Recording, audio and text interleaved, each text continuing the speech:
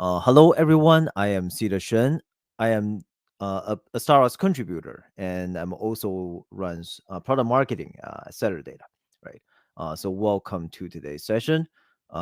If you're new, welcome. If you're returning viewer, welcome back. So first, let's take a look at the agenda. So first, we're going to talk about why do we need Apache Iceberg for data lakes, or why do we need Apache Iceberg for open and standardized formats, right? And also, we're going to talk about how slow queries can break the data lakehouse promise, right? And then we're going to talk about the solution to the problem. We're gonna talk about a lot of performing tuning tips that works for a lot of users in the StarRocks community, a lot of Iceberg users in the StarRocks community, right, for analytics workloads. And then we're gonna talk about some work we can do on the query engine side, right? Some innovation, some innovative features on the query engine side. And then we're gonna talk about some brilliant Iceberg plus StarRocks Lakehouse architectures from industry leaders, right? Some use cases. And then we're going to show a live demo on how to get started with the StarRocks and the Apache Iceberg Lakehouse architecture, right? So let's get started. So first, Apache Iceberg. Iceberg is the open table formats for analytics datasets, right? It's a huge step up from Hive or Hive tables, right, for analytics workloads. It has a much more sophisticated metadata design, it's a metadata tree, right? It has more information about the data you're storing, right? So it's able to provide accurate data. You can always trust your query, even though many people might be using that piece of data, appending or updating that piece of data, right? And because of the metadata design, it's able to do schema and partition evolution, really cheap, right? It's a metadata operation instead of actually reshuffling the files, right? And also has a lot of quality of life features, for like for example, for hidden partitioning, right? So you can even set your partitioning on a column that doesn't even exist, right? Like magic. And also has some features like time travel and gives you better data freshness, with the merge on read table, right? And supports SQL. You can do everything in SQL, right? What it's doing is actually building data warehouse like features on the data lake, right? On open and standardized formats. So why are we doing that? So why are we rebuilding, reinventing data warehouse on the data lake? Because with this, we have a chance to unify all of the workloads on a single source of truth data, right? Let's take, for example, let's say you're using a proprietary data warehouse, right? And your data in that data warehouse is stored in the proprietary format. And the number of workloads, the variety of workloads you can run on that one piece of data is actually limited by the data warehouse itself, right? It probably has a few connectors there, integrations with other projects, but probably not enough, to satisfy all of your needs or workloads, right? But by doing everything on a open and standardized format, we actually have a chance now to unify all of the workloads on one single source of truth data, right? And that has tremendous value. First, it's way easier to do data governance when you only have one piece of data, right? You don't have to keep multiple copy of the same data in sync with scattered around, 15 different data warehouses, right? And it significantly simplifies your architecture because there's only really one storage you need to worry about, and managing storage is really expensive. Especially you have multiple of them, right? They're stateful, so it's very difficult and expensive to manage storage. And overall, this is very cost effective, right? So Iceberg is really nice. Once people, data in Iceberg, it stays in it, it never leaves, right? So everybody must be unifying all of their workload on Iceberg if they're using Iceberg. But is that really the case? The answer from our experience is no, because queries are just not running fast enough. Users are still copying their data out of Apache Iceberg for query acceleration purposes. This is because existing data lake or data lakehouse query engines are really not built for data warehouse like workloads, demanding ones, customer facing like low latency, high concurrency workloads. This is caused by, the query engines people are using. They're probably either not optimized for high concurrency, low latency workloads, probably optimized for batch workloads, or they're still on older technologies. They're not really able to take advantage of all of the crazy optimizations we can do, to a query engine, today in 2024, right? So not being able to handle those workloads means there are more things the user needs to do, right? So they basically have two options. So first, they either over-engineer or overspend on existing query engines and just to get passable performance, and this is very expensive. This is not really sustainable or is not future proof, right? So a lot of users go for a workaround, right? So they are forced to move their workloads and the data, copy the data to a high performance proprietary data warehouse purely for query acceleration reasons. This move actually solved the performance issue, but it brings a lot more challenges than you might think, right? Introducing a data warehouse, a infrastructure level software, stateful infrastructure level software into your data stack, it's actually a pretty big move because maintaining a data warehouse, no matter what the vendor tell you, it's simple. It's not really that simple. It's stateful and it's infrastructure level, and it's going to be expensive to maintain, right? And also, you have to consider the cost of actually ingesting the data from your data lake to the data warehouse, right? And this is very expensive because data ingestion is basically rewriting your data into another format, right? Transforming your data into another format, and is very computationally heavy on your hardware first, right? And everything that's heavy on the hardware, as computationally expensive, it tends to break, right? It needs a lot of care, right? So it's very labor intensive to maintain those data ingestion pipelines. And also, there are a lot of them. We see, in the field, there are hundreds, thousands of data ingestion pipeline that user needs to maintain, and it's just too expensive for them, right?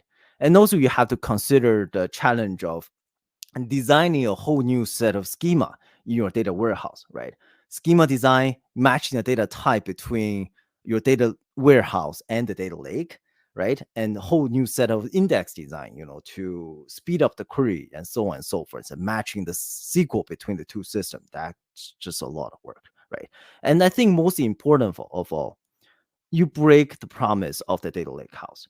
There is no single source of truth data on your data lake anymore because you're moving your workload and your data. You're copying your data out of your data lake, right? So data governance becomes a huge nightmare, when you do this.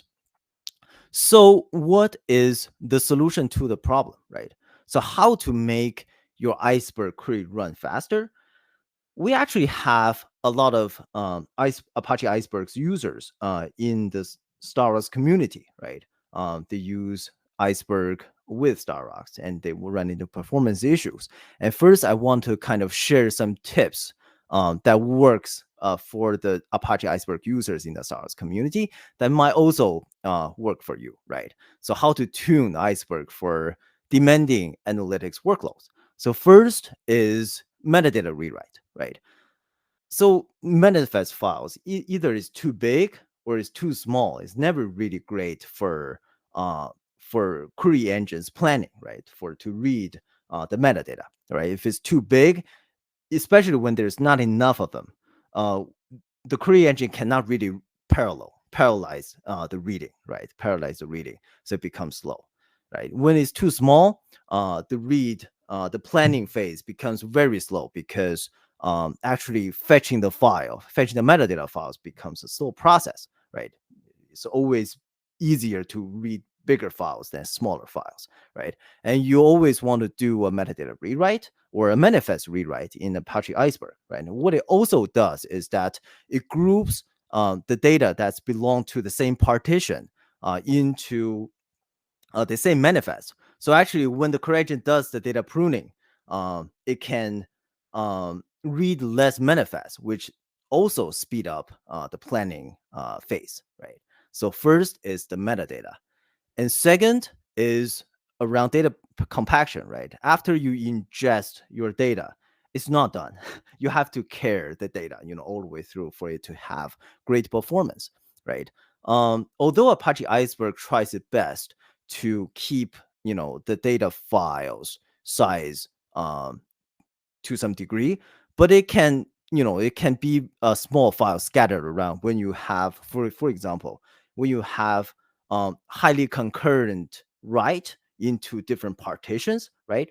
And especially when your write is very frequent and each batch is pretty small, it's small. So it's very easy to get small files, data files scattered around. A small file is horrible for data scanning, on the query engine side. First is because opening files is actually pretty expensive. So you have the same amount of data. If, say, you have the same size of the data, right? It's in 10,000 files versus 1,000 files. It's going to read faster on the 1,000 files, right? And also, this is kind of expensive too. There is a hidden cost, if you're using a cloud object storage. Let's say, for example, AWS 3, right? Every time, not the throughput, the amount of data, it's free, right? But every time you talk to S3 to get data, there's a charge there. So if your data is really not compacted correctly, there can be a lot of interaction between the query engine and S3, right? And you're going to be surprised at your S3 bill in the end, right? We have that happen for some of our StarRocks users as well, right? And also, small files can be even bad for planning, because every data file you have, there is an entry in the metadata that stores it, right? That records the data file. So you can actually blow up the metadata file size, which is really not that good, right? And also, you want to learn and use Iceberg features, right? A lot of the features, probably they're not going to make your query run faster, but it's going to be easier for you to, for example, let's say, do partitioning, right? Make the process easier, right? So that's great as well. And Apache Iceberg acts, in my opinion, it acts like a data warehouse on the data lake, right? It's a lot more like a data warehouse when compared to last generation data lakes such as Hive, right? So you really want to use it as a data warehouse. So all of the tricks, we use to accelerate the data warehouse queries, they still apply, in Apache Iceberg, such as, partitioning, sorting, right? Partitioning, you can read less data, right? Sorting, faster, right? And you want to distribute your data according to your own use case and your query workload, right? To make the queries run faster. And then finally, you have to choose the right query engine. So we talked about query planning. We talked about how to scan faster, right? Scan less data, data pruning. But query execution is almost dictated by the query engine. And not every, there's no query engine that can do it all, right? If you're running low latency, high concurrency workload on a batch query engine like Spark, you can engineer the hell out of it to squeeze out the last performance, but you're probably better off using something that's designed to run high concurrency, low latency data warehouse like workload, right? Like StarRocks. StarRocks and Apache Iceberg together presents a data lakehouse architecture that is really built for high concurrency, low latency query workloads. So I'll give a short introduction of StarRocks. StarRocks is a Linux Foundation open source project. It's a Lakehouse SQL engine, query engine, right? It is purposely built for data warehouse like workloads. Actually, StarRocks got kind of famous because it was a real-time data warehouse, right? It's been handling data warehouse like workloads forever, right? Since it was open sourced, right? And especially when it pairs with Apache Iceberg, a lot of the the features that were built for StarRocks as a data warehouse transitioned to open and standardized formats on the data lake really smoothly, right? So you get similar performance, even you're querying the data that's in the external storage, right? And also, StarRocks has a very simple architecture with no external dependencies, and it supports standard SQL and with Trino dialect. So if you're a Trino user coming from Trino to StarRocks, you don't really have to change your SQL, right? Just work out of box. So before I dive into the features or the details, I want to first present the performance of StarRocks, right? It's dedicated. It's built for data warehouse like workloads. So this is a benchmark comparing StarRocks to Trino on Apache Iceberg, right? So this is the TPCDS 1 terabyte benchmark test. So this test is really it's emulates those like pretty complex ad hoc queries as well as ETL queries, right? So it's really complex with a lot of joins and a lot of high cardinality aggregations, right? And StarRocks 3.2 is almost 5 times as fast as Trino on JDK 21, right? Which is supposed to be taking advantage of all of the new features of JDK 21, like auto SIMD, right? But StarRocks is still almost 5 times faster than Trino, right? So how does StarRocks get this kind of performance? So first, let's talk about why is it difficult to run low latency, high concurrency workloads on the data lake, right? So what is the problem that needs to be solved? So the main difference between a data warehouse, a proprietary share nothing data warehouse, when compared to a data lake, right? Querying a data lake is mainly the process of fetching data and metadata, right? And this part can be easily become the bottleneck of your whole query path, right? So first, you have to consider the IO, the network IO, right? After all, you're fetching data from external storage. It needs to use a lot of network IO, right? Not only itself is very slow, it can actually slow the query execution process as well, because any ad hoc engine that's designed to run joins and high cardinality aggregation, it does a shuffling service. It has a shuffle service or data shuffling during the query execution, which means that data are transferred reshuffled between your nodes, during the query process. And this needs network IO as well, right? And so this fetching process not only is slow itself, it can you know um, make your execution slow as well, right? And also you have to consider the slow performance of data lake storage device, the storage device that data lake system usually run on, like HDFS, is on-prem or, in a Hadoop environment, or cloud object storage, for example, like AWS S3, right? The latency of AWS S3 can be north of 100 milliseconds, which is quite slow when it compares to a local NVMe drive, right? And also data files can be unoptimized for query performance, like we just talked about, right? If your data is not compacted correctly, scanning the data files can be expensive and slow, right? So this is the main cost of running really fast data lake queries. And let's take a step back and look at the bigger picture, right? Data Lakehouse, the table format has received a lot of updates. We have not only limited to Apache Iceberg, but a lot more, a lot of other innovations as well, right? Like Apache Hudi and Delta Lake and Python, right? But people are still using query engine that were not really designed for data warehouse use cases, high concurrency, low latency use cases. Some of them are, instead of, they're optimized for performance, but they're optimized for long running batch workloads, right? More for stability, not for low latency, high concurrency. Or they're built for another architecture like data mesh, right? They're built to connecting to different data sources instead of purely maximizing performance, right? It's probably written in a higher level language for faster development instead of using a lower level language to squeeze out every ounce of performance, right? So this is a problem we see. So how does StarRocks accelerate data lake query? This one slide can be a webinar by itself, but to highlight, there are three things that are absolutely crucial.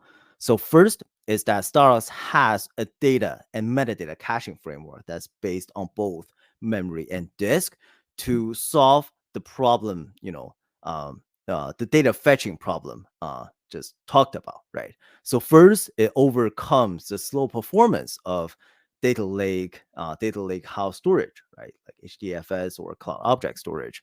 And it also saves the IO costs from fetching the data from external storage devices, right?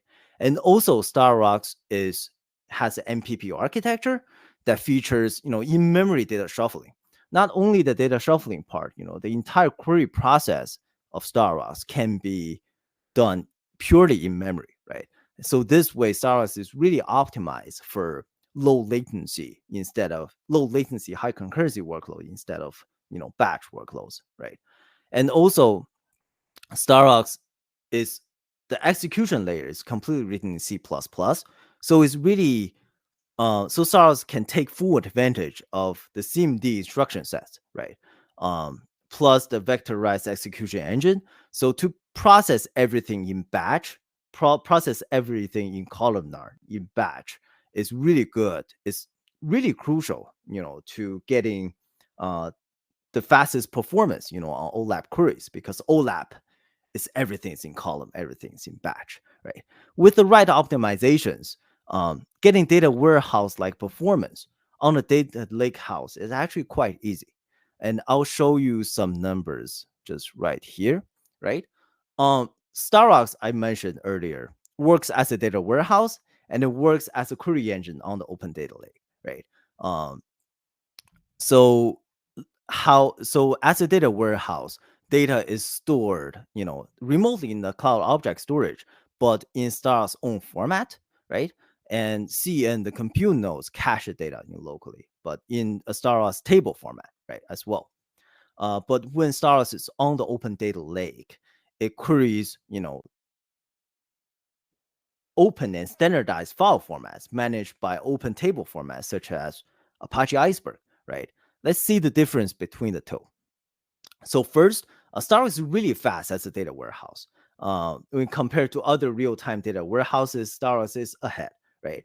So this is the SSB benchmark test. So everything with a flat, you see on the right-hand side here, everything with a flat is a variant of this SSB benchmark test created by ClickHouse, right? So basically, SSB originally is multi-table, right? So this flat is a denormalized version of that multi-table test. So basically pre-drawing everything into a big flat table, and then only do on-the-fly aggregation instead of doing on-the-fly join, right? And the multi-table is the original test that's with the join operation, right? And you can see here, actually, StarRocks is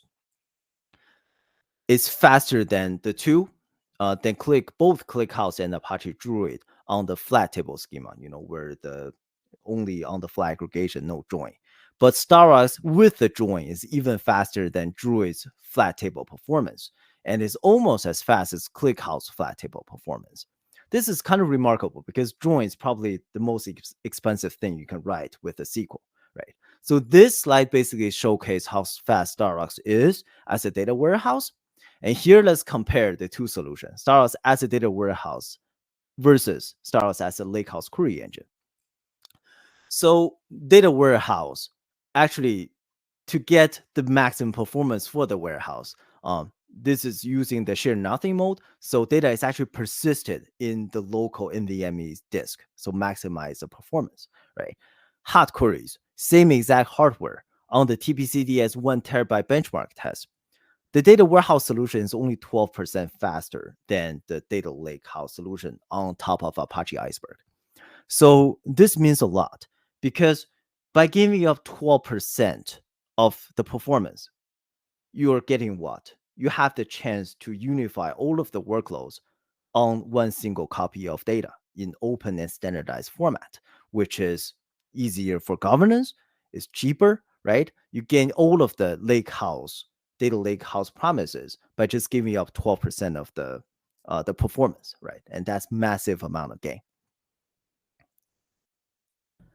Okay, so now we talk about raw query performance, but there are a lot more to that. When you want to actually do sub-second queries, low latency queries, right?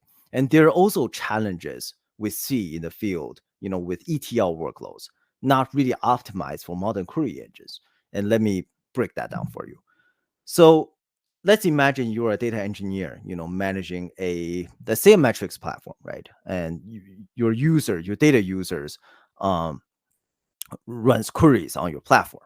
And one day a user reports a slow query, right? And reports back to you, you're the data engineer. And after investigating, you say, okay, the only way of dealing with that query is to add a pre-computational pipeline, generate a pre-computed table, right, to speed up that query. That probably be pre-joining multiple tables into a big flat table, and query that flat table, so you don't have to do the join on the fly, right? But the job does not really end there, because it's the flat table just generated. It's not going to take effect until your data user or you rewrites all of the SQL queries to point to that new table, right? And this is a problem we see a lot. And this actually forces the engineers to figure out all of the data pipelines, all of the pre-computation pipelines prior to the user or them developing the client-side application, right? Because rewriting SQL is such a big pain. So when they plan, they always plan ahead, right? They plan a little more than they need. So they're essentially building pipelines to generate tables that might never get used or really rarely get used, right? And this planning part, involves a lot of experimentation, a lot of testing. So it significantly lengthens your development cycle, right? So why is this happening though? So where does this mismatch happening? Because query engines are running so much faster now, right? Like before, nothing really, there is no, like, older query engines cannot really do any OLAP queries on the fly. So everything was pre-computed, right? So this is not a problem, right? So now query engines are able to run so much faster. On-demand pre-computation actually becomes a new need that the ETL workloads hasn't really caught up yet. So this is why, we see the big mismatch here. So how StarRocks solve this problem is through its innovative, Materialized View, right? Materialized View can do a lot of things, like to accelerate single table aggregated queries, or to accelerate multi-table, join queries, right? But the thing I want to highlight here is a full query rewrite capability. So because everything is managed by StarRocks, our planner actually know which is the best Materialized views to pick, right? When you issue a query, it's going to automatically route the query to the most appropriate Materialized view, right? So there is no more need to change the SQL script after you add a pre-computational pipeline, aka in this setup, a Materialized view, right? So it significantly simplifies the query process and actually enables on-demand pre-computation, because you don't really have to plan your pre-computation anymore, right? You can just query the raw data, and when you need something, you add them on demand, and StarRocks takes care of the rest, right? So you can enjoy the flexibility of on-demand query acceleration, right? And it's a way better user experience for your data users, right? Because there's absolutely nothing they need to do, and the queries are just magically faster,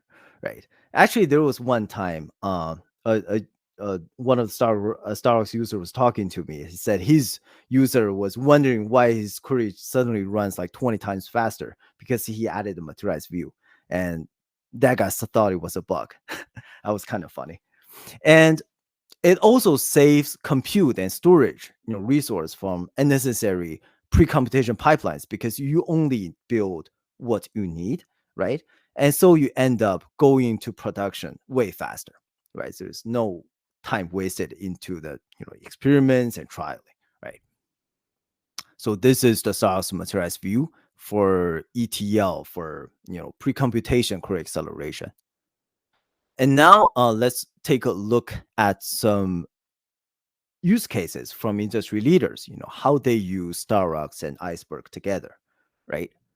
So first is a top social app, whose name they choose to be anonymous. They have 200 million plus monthly active users, and they are on the Iceberg and Hive data lake, right? They were on Hive and they recently introduced Iceberg, and they're still in the process of migrating older data to Apache Iceberg, for data warehouse workloads on their data lake, right? And they have, for this tech stack, before they had Presto as their query engine to power BI and interactive analytics workloads, right? So the data, the scale they had, the scale of data they have on their data lake on Hive and Iceberg is crazy. Is 1,000 petabytes plus in 10,000 plus Hive and Iceberg tables, right? With that much data, they're running into performance issues. They're actually a long time, real-time StarRocks user, StarRocks as a data warehouse user, right, to power their real-time customer-facing workloads. For that workloads, they have 100 billion plus rows ingested per day, and they still can get 200 milliseconds latency. When they're used to that, it's a bit more difficult to get used to slower performance on the data lake, right? So they're really unsatisfied with the performance they get with Presto, both in terms of latency and concurrency, right? And also because they're already managing StarRocks for their real-time data warehouse, real-time customer-facing workloads. So there are just many technology stack to maintain, including both Presto and StarRocks, right? And they also had some high availability concern with Presto's architecture, right? So what they end up doing was use StarRocks and unify the whole query layer, right? Using StarRocks for real-time analytics, as well as use it as a data lakehouse query engine for their Apache Iceberg and Hive tables, right, in open standardized formats. So the immediate benefit that they see is that the queries see an average of 6 to 7 times performance boost, and P90 latency was decreased by 90%, right? And there's lower operational overhead because there's one less system they need to maintain, which is Presto, right? And the migration process was really fast because StarRocks actually supports Trino Presto dialect. So they didn't really need to change their SQL at all, right, to do the migration. So this is a social app company. And the next is WeChat. WeChat is probably the biggest mobile app in the world. They have 1.3 billion monthly active users, a lot of people, right? So their old architecture is based on Hadoop, and they use various data warehouses for query acceleration, right? Very not in terms of the type of data warehouse like ClickHouse and Druid. Actually, some of their team maintain their own data warehouse, which they really have a lot of data warehouses in-house, right? And they have some crazy requirements. They handle trillions of new records per day ingested into their Hadoop-based data lake system, and they want their P90 latency to be 5 seconds or less. So the first challenge they see is, they have a separated real-time and batch pipeline. The real-time pipeline is powered by some real-time data warehouse, and the batch pipeline is based on the Hadoop-based data lake, right? Just many systems to maintain. So that comes with incompatible APIs from different systems, right? And they also needs to maintain the data ingestion pipelines for all of the data warehouses that all of their team uses, right? And that becomes a really big pain for them. And also the governance challenges from copying their data from the data lake to 15 different places, right? Trying to keep them in sync. And that was a big challenge for them as well, right? And ultimately, this end up being, almost impossible to standardize their data analysis processes, right? So what they end up doing was this. They integrated StarRocks with Apache Iceberg, right? So they still have two pipelines, but in one big architecture. They have a real-time data pipeline and a batch or a near real-time pipeline with Apache Iceberg. So for the real-time one, data is ingested into StarRocks first, StarRocks primary key table, right? So they can get second level data freshness on mutable data, and then periodically older data are synced into Apache Iceberg, right? To maintain that single source of truth data on the data lake on Apache Iceberg, right? And the batch pipeline experienced a big improvement as well, right? Apache Iceberg brought the data freshness from hours, in the Hadoop system into low in the minutes, right? So the result is they're able to handle trillions of daily records with this architecture with no problem, right?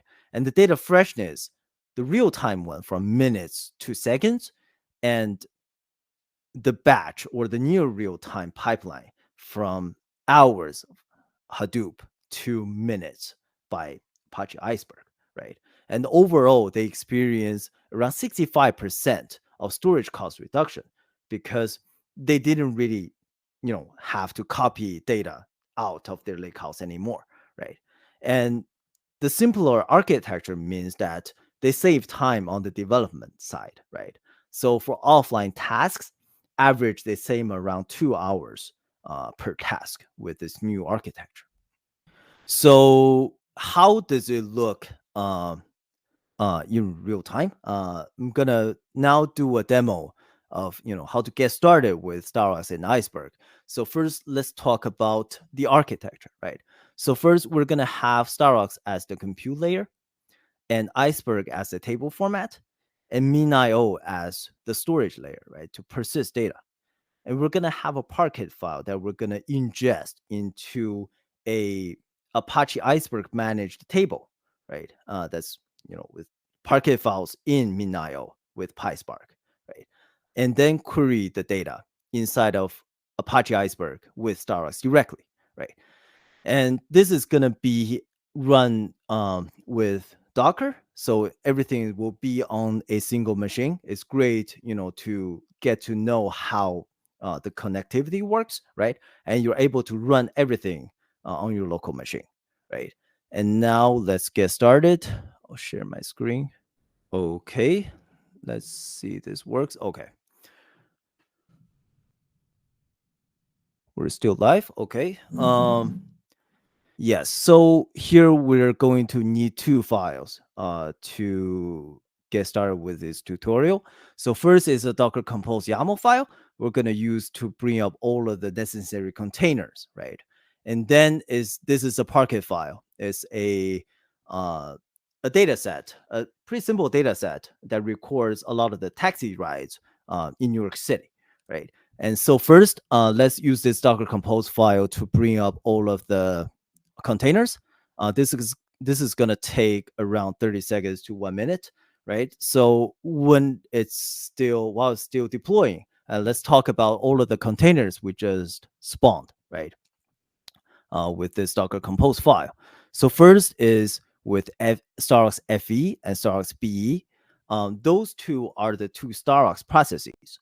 So FE is in charge of metadata management, right? It's where the catalog is, and it's in charge of actually planning the query planning, and that's where the famous StarRocks cost-based optimizer is in, right? And StarRocks BE nodes are actually like the muscles of the StarRocks cluster. It's in charge of actually scanning the data from external storage and actually executing the queries, right? And MinIO is the object storage we're going to use to persist the data, right? Persist the data, the Parquet file we're going to ingest into the Iceberg table, right? And this is locally deployed. If you're on the cloud, for example, like AWS, this can be AWS S3, right? And Iceberg REST is a REST catalog that's provided by the Tabular team, right? That provide an Iceberg catalog service, right? And this Spark Iceberg container has a PySpark environment that we're gonna take the Parquet file and ingest that into an Apache Iceberg table, right? So now let's get started. So the first thing we do actually is to copy this thing, this data Parquet data file into the Spark container environment, right? So we can actually ingest the data. Let's do this. Spark Iceberg. Now they're in, right? And then let's enter the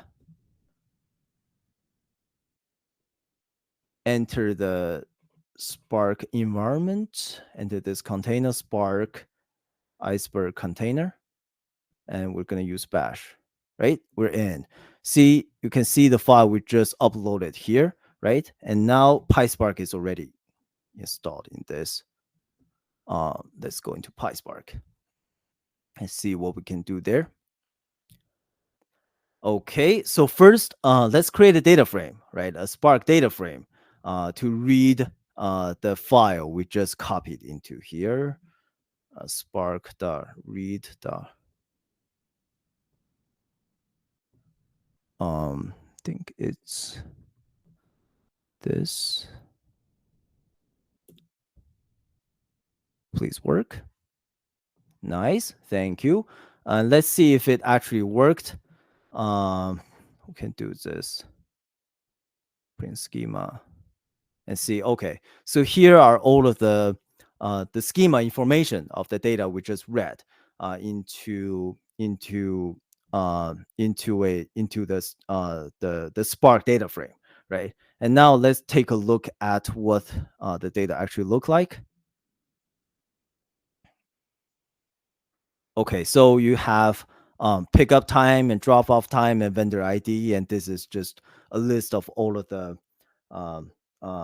taxi rides in the New York City, right? Nothing really special there. So now let's copy the data or ingest the data into the Iceberg table there. Now we're done. So we basically create the table right there. So it's a CTS. Now the data is ingested. We can now exit the PySpark environment, and we can exit the Spark Iceberg container here, right? Now we're gonna connect to StarRocks and actually connect StarRocks with Apache Iceberg and query the data we just ingested into Iceberg with StarRocks directly, right? To connect to StarRocks, you can use any MySQL client. I'm gonna use the MySQL client provided by the StarRocks FE container, right? Or if you have your own, feel free to use yours, right? And now we're in StarRocks. Let's do this first. So here I want to introduce a catalog framework, right? So a catalog basically manages, like the tables, right? And points to the metadata where the metadata is stored, right? StarRocks has two types of catalogs. The first type is internal catalog, which is all of the self-managed tables, StarRocks managed tables in StarRocks table format and StarRocks file format, right? And to connect to an external data source, like for example, Apache Iceberg, what we want to do is to create an external catalog, right? So StarRocks knows where to look for those metadata, right? So here we create an external catalog called Iceberg. Type is a Iceberg catalog, and it's a REST catalog, right? And this is in the Docker network. So this is the where the container, where the REST catalog is running in, right? And all of the other are standard configurations for storage. Let's do this. Okay, done.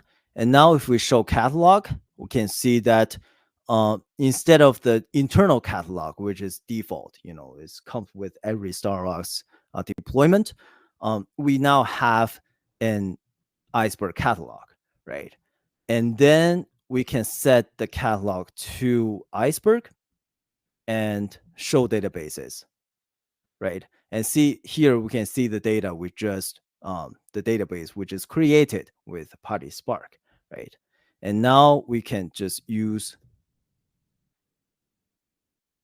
New York City, this database, and we can show tables, right? And this is a table we just created, right? And let's do this.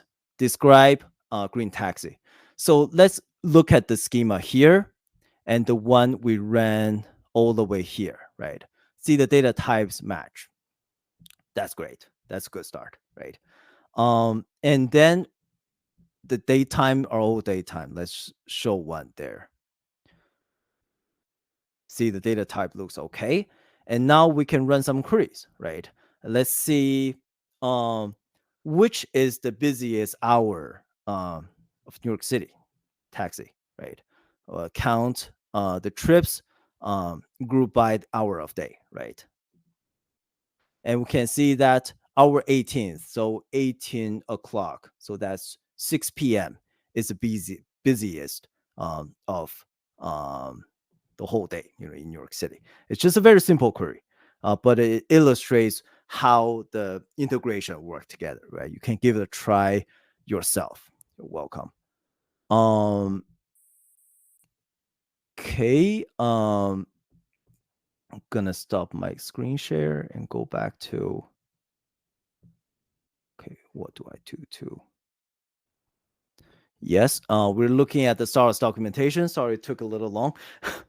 um, the demo I just ran is actually available on the StarRocks documentation, right? You can see, go into the StarRocks documentation, go to Quick Start, and you can see the Apache Iceberg Lakehouse Quick Start. And this is the exact same one I ran. You can do it yourself. It takes around like 2 to 3 minutes. And actually learn about this integration. It's pretty fun, right? Let's go back to the slides now. And this is actually all I have.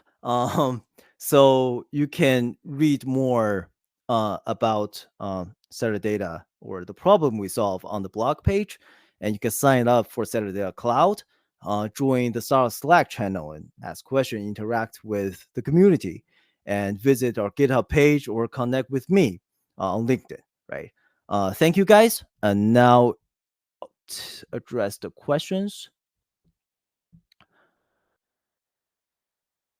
Are those optimizations built in Iceberg or something StarRocks does above Iceberg? Okay, so those are built.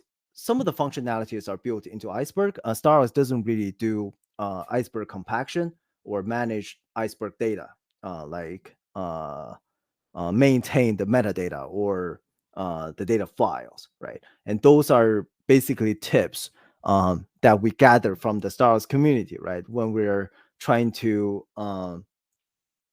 basically help them make their query run faster, these are the things that worked for them. So it might work for you as well. The StarRocks improve performance of Hive queries without Iceberg. Yes, yes, it does. So StarRocks really shines, with really fast query planning, really well query planning, really good at finding the shortest path of actually solving a query, right? And it's really good at executing those OLAP queries really fast, those OLAP style joins, aggregated queries, that. So yes, definitely. If you're using Hive, you can get better performance with StarRocks than most almost any other query engines out there. You can give it a try.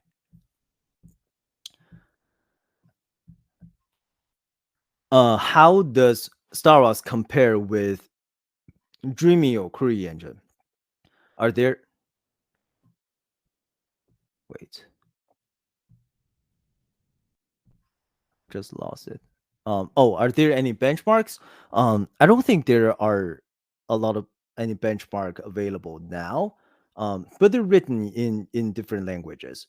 So StarRocks is supposed to have a better performance edge, being written in C++ and with all of the CMD optimizations, right? But we do have this on a roadmap. We're gonna release a benchmark soon.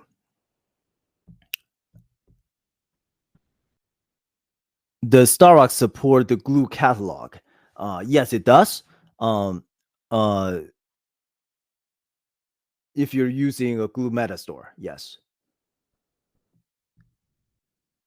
Also, can we use this on top of Cassandra? We don't really. I don't recall that we have integration with Cassandra directly.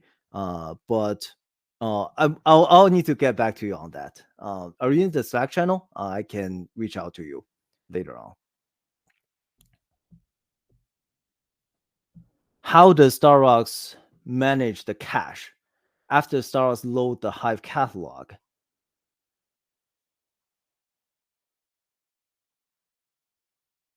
The Hive table structure change, remove a partition. So StarRocks is gonna know. So one thing that StarRocks can guarantee is that it's not gonna give you wrong data. It's gonna know if a partition is outdated or if a piece of data is outdated in the cache, right? It's gonna fetch that from the external storage. Um,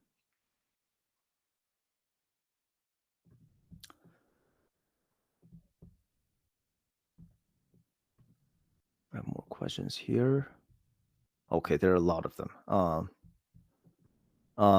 What would be the advantage of using Data Warehouse if you're already using Data Lakehouse?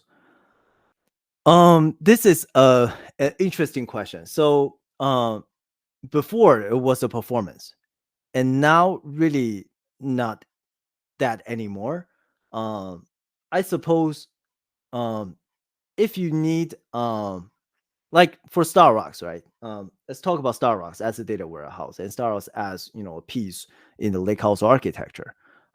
If you need second level data freshness on mutable data, uh, that's probably something that only StarRocks as a data warehouse can do, right?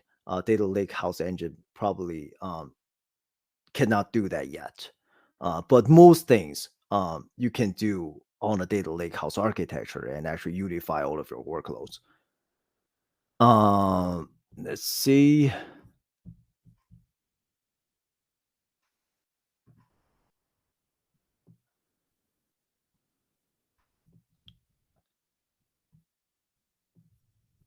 Why would why would one consider not using a Databricks stack with Databricks SQL plus streaming tables plus Photon engine? Starless actually performs better than Photon. We're gonna release a benchmark soon. It's around like 2 times the performance gain.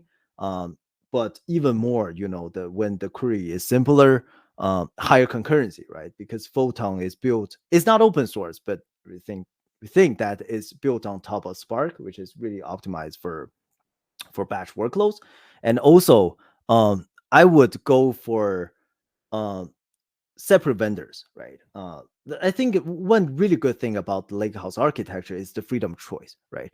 You are able to choose the storage, the table format, as well as whatever you have on top, right? From different vendors, so you never get locked in. Let's say if you're using StarRocks or Data for that sense, as your query engine, you can swap that out any day, right? It's probably not good for StarRocks, but you had that choice to not get locked in.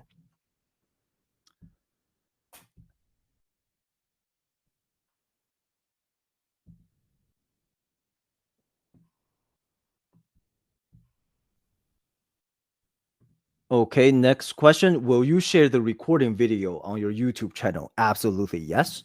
I expect that to be on in a few days.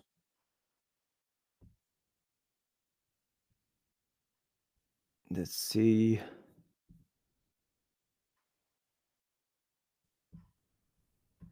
when StarRocks is using Iceberg tables, share data in the share data mode using Iceberg tables, is there any data or metadata needs to keep locally in private storage? Depends on how you define private storage. I think the answer should be no. Okay, let's break that down. StarRocks caches metadata from Iceberg and also cache data from Iceberg. Both those are cache. It can be thrown out by any time. It's not persisted in StarRocks. One thing that is persisted with StarRocks is the materialized views, right?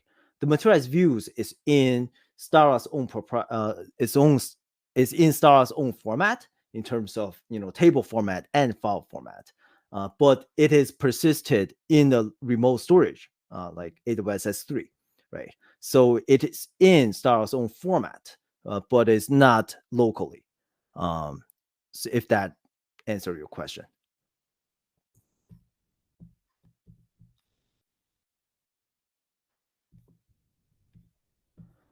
The next question, StarRocks is near real-time query engine.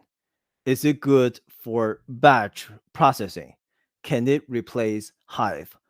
I think the answer should be not yet for crazy batch workloads. So StarRocks does have a lot of good capabilities, processing batch jobs. It needs to maintain its materialized view after all, right?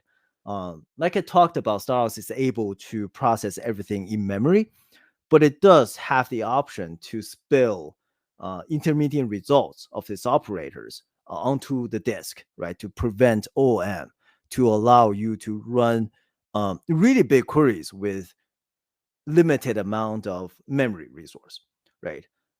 So yes, it can run some really big queries, some ETL workloads, but to fully replace Hive, to be 100% honest, I don't think StarRocks is there yet.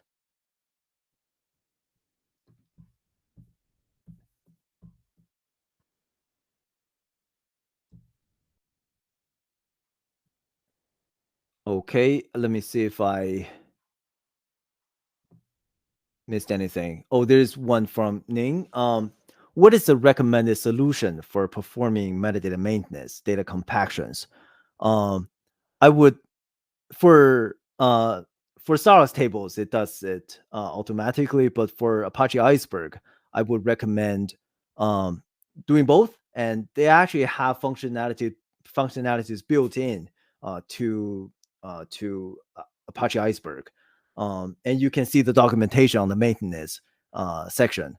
And also, they just published a really nice video, 7 best practices for Apache Iceberg. And there's one part that talk about how you maintain your metadata and your data for faster query performance as well. You can check that out. Is it possible to execute the Iceberg maintenance commands with StarRocks? Not yet. But that's something that's going to help you with your query performance, though.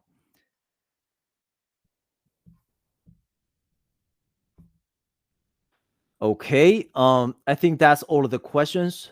Let me see. Anything I left?